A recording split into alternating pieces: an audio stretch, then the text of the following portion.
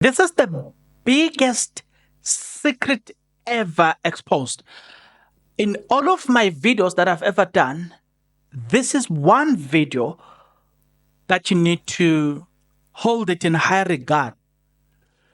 This is where the controversy between DA and other white people versus MK Party and EFF, this is where it started. If it wasn't this stand, if it wasn't this, today MK Party will not be hated the way they are hated. If it wasn't this video, MK Party, look, EFF will not be hated the way they are hated.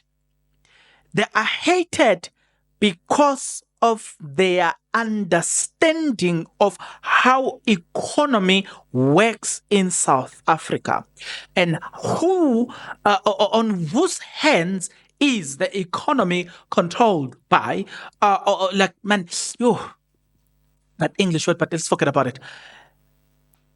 It is this reason that the likes of DA, the likes of Rob Haysoff believes that EFF must be isolated, dealt with accordingly. MK Party must be isolated and dealt with appropriately. It is because of this reason. It is this reason that you've got newspapers writing that the market, we don't even know who the market is. Now, if you can listen to this word very attentively, the market wants the DA and the ANC coalition, then who is the market? When they say the market is another term of white people who controls the economy feels comfortable with DA and ANC coalition because they know they can't use the word. The white people who controls the economy feels comfortable that we have the DA and the ANC. We have the DA controlling or supervising the ANC. That is exactly what they are saying as of now, right? So it's a substitute of the term white people. If it, like I'm telling you, they substitute this term just like what they did with the Government of National Unity. They removed the word coalition between DA and ANC. They put the word Government of National Unity, but you must look at DA there, right? It is this is the video that explains it all. And this is the video that is the most powerful video, the most interesting video. But before we get there, we need to start here. If you are not yet subscribed, what are you waiting for? Come on, good people, because to subscribe it is free, to like the video it is free, to comment in the comment section below it is free of charge, to click the notification bell it is free of charge, to share this video it is free of charge, to watch this video until the end it is free of charge. Also, good people, come on, to watch the ads, it's free of charge, and that's how you financially contribute to this YouTube channel. Speaking about financially contribution to the channel, you can become a member of this YouTube channel from as little as 20 Rand a month. You can also use the super thanks button. In case you don't want to do that, guys, there is a way where you can use my media company banking details to donate to the channel, and you know what I'm saying, we'll bring you more, and also guys want to buy more equipment. So the power is in your hands.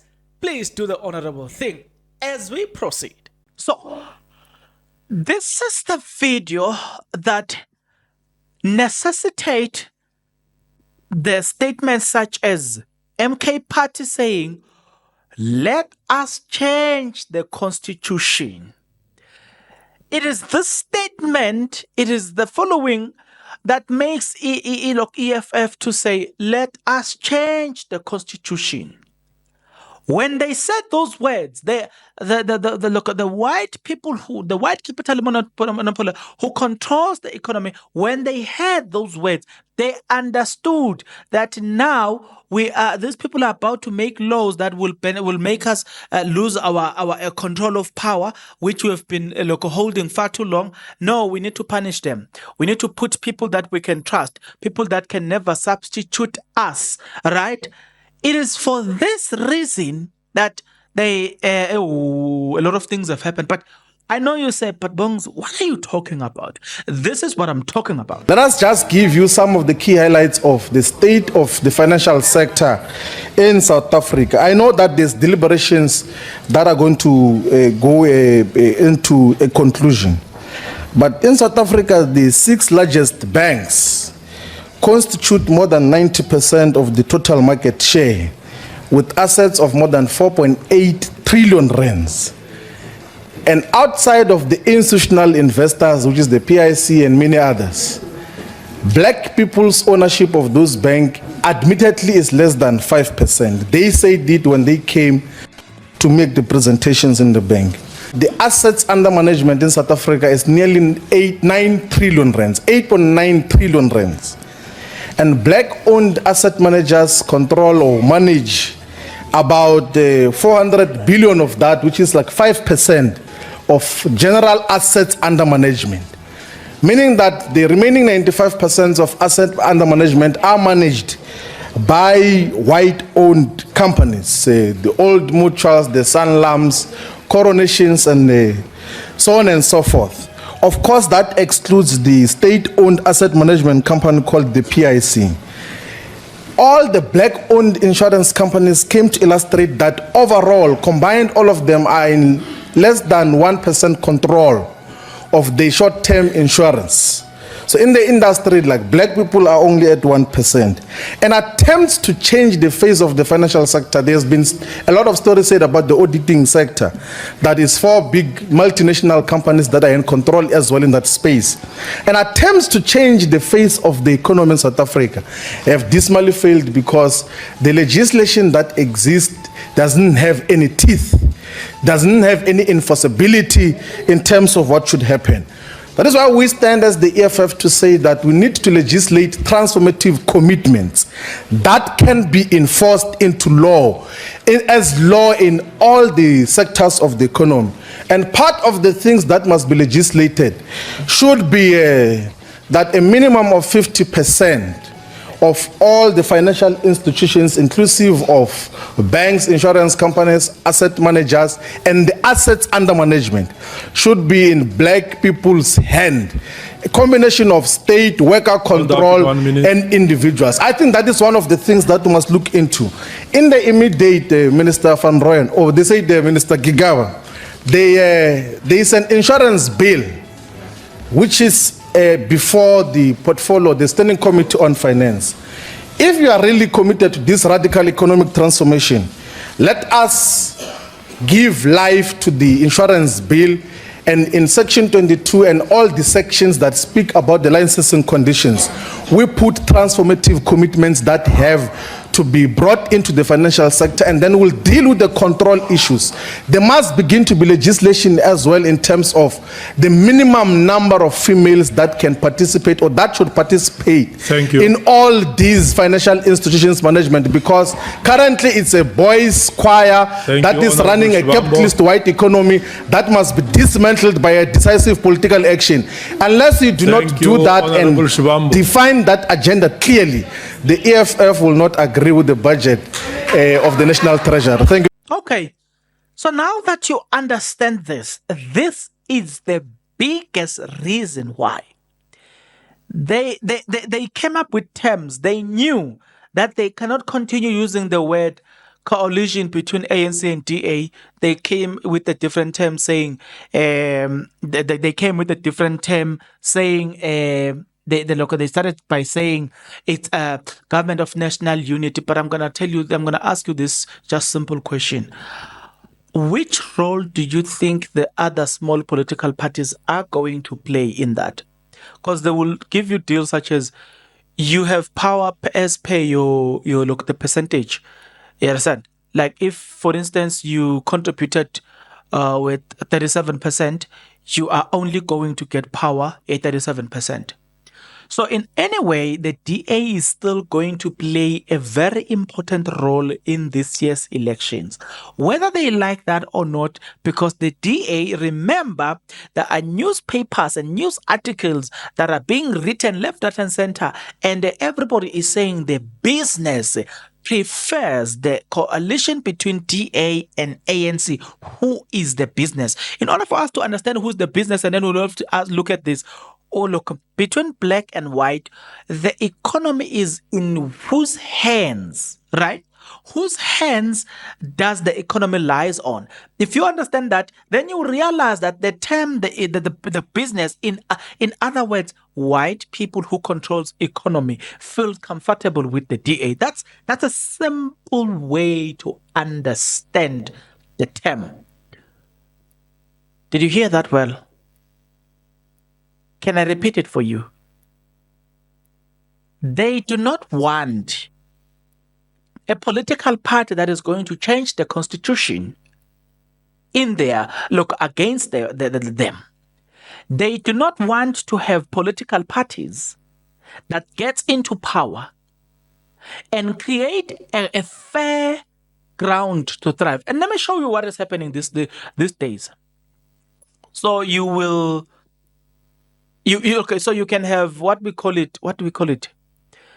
You, for instance, you know when EFF and MK party says they need the laws have to be changed. A lot of people never appreciated that, but hey, there's much more to that. They said that because, if you don't know, they said that because medical aid scheme was never designed to accommodate black people to begin with. Insurances, there's racism that is happening there. Banks, there's racism that is happening there. One other time, I went to one of the bank. I was glad because the person that was assisting me there said to me, you and this white person produce same papers. But because he's white, he got the funding. Because you black, you did not get the funding. And I got it from somebody who's working inside. We went to the same bank looking for funding for the same business. I mean, for our businesses. I didn't get it. He got it. And I asked, what's the difference? They said, no, the skin, Baba. The system knows. Right now, they've monopolized it in the surnames. Now, if you think I'm joking, when they say there must be a change of laws, I think it is Bodlamini, I think it's him. One time he was on a certain podcast, if I'm not mistaken, David Mashabela podcast. He spoke about this racism where there was a black guy, Xhosa man, who had a name and a surname of white surnames, right? They said that person performed the same way with other people, but he got better marks. Why? Because of that. They said one time the lecturer walks into the room and wanted to see this student and calls the name and the black person appears. They said from that day his marks went down. Now you understand something. Why the constitution has to be changed. I am saying there's criminal offense that some of the insurances in South Africa had committed, whereby you are treated based on the color of your skin. I'm talking about something that is currently happening. Then you're talking about the unwillingness for competition of black people into the market. This is what is happening. Somebody once showed me this secret, where if, for instance, they want to shut down, let's say you are a black person and you want to open a business. You want to compete with You want to compete with, okay, I'm using Samsung. They can't say I hate them because I'm using their brand. This is Samsung S24. This is Samsung Galaxy S24 Ultra, which is the latest brand. So you Samsung, you can't come hard at me. I'm using your brand. In fact, I chose your brand over iPhone. I could have taken iPhone 15 Pro Max, but I found this phone to be more powerful than that, so I chose your brand. So I'm going to make an example about your brand. So if you want to compete with this brand, they will partner up with iPhone and other brands. If you want to create a phone that is going to compete with them, they will create what we call it, I forgot the right term, the right terminology, where they will go get funders, and this brand and the other relative brands that you want to compete with, they will get funders so that they can lower the price. This phone is ranging around 35,000 right now. So if, for instance, you create a phone in the market that is going to compete with this phone, they will lower their price probably to 30,000 Rand or to 28,000 Rand.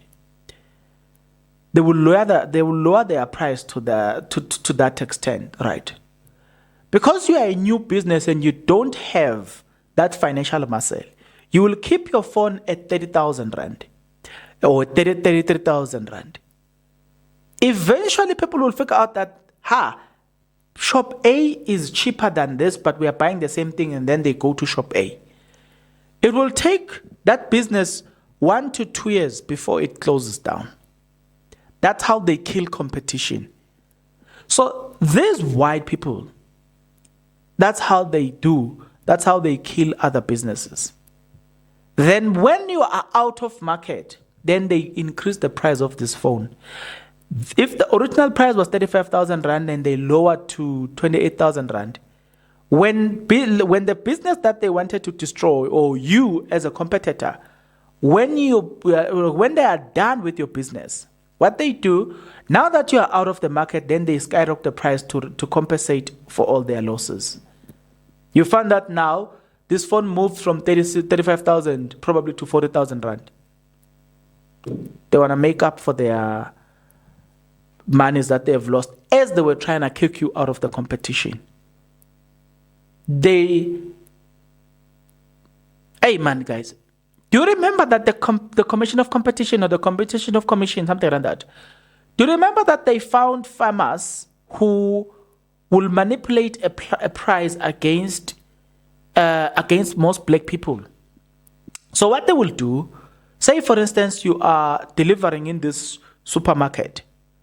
They will gather themselves, right, and say, we are selling to you shop so and so. If we were supposed to sell this product at, if we were supposed to sell, it is something that has happened with farmers in South Africa. They were supposed to sell this phone at 30 Rand. Because they want to deal with this black person who's disturbing their business, they were selling this at 11 Rand. And that was intentional. They were selling this at 15 Rand.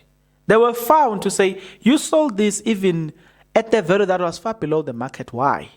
And that's when they were investigated, and that's when they found that they colluded against the other people. So, when EFF and MK says the laws must be changed, it is because of such reason. Now, here's another one, which is very interesting. We worked in a certain company in Wadeville. It manufactures sweets.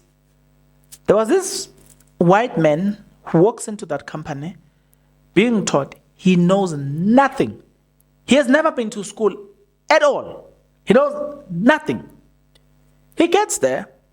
We teach him how to work. We teach him almost everything. We were earning around 3K, 4K a month in that company. That was our salary. He gets there, starts working, We teach him the work. I'm one of those who were instructed to teach him the work. As soon as he mastered everything, mind you, I said he never went to school. He's an Afrikaner guy. As soon as he mastered everything, guess his starting salary was 18,000 rand. Guess his position, supervisor. Guess the reason why. One day we spoke with him and we said, why are you in this position? He says, my friend. That one was never afraid to tell you. He says, my friend, the color of your skin speaks louder. Later on, there was a supervisor that he found there, a white lady who was also an Afrikaner. We found later on that he's now earning, in a space of less than a year, he was suddenly earning higher than that lady. That lady has been there for over more than 6 years to 10 years. He has been there, but we found that he was now earning higher than that lady, who was also an Afrikaner. This very same guy who did not know anything, he wouldn't do his paperwork because he doesn't know how to write. Guess who was doing his paperwork? The very black people he found in the company were the one who were commissioned or assigned to do his paperwork. They will rather hire other black people whom they will pay less to do the paperwork than to get a qualified black person who will sit there and they pay that money. No, they want to pay the money to their own, number one. Number two, get a black person who will come and work and do the work that is supposed to be done by a qualified supervisor. But now that, because we don't have a qualified supervisor that is capable of doing that, you know what they do? They get their own man, they hire a black person who's going to get paid 4,000 rand a month, whilst this one who doesn't know anything earns 18,000 rand a month. You know what I'm saying? They hire this one to do the work for this one. In fact, let me say, there were black people there. I knew. I was a friend of them. One lady had a degree in sport and science. She just couldn't get a job, so that's why she was there.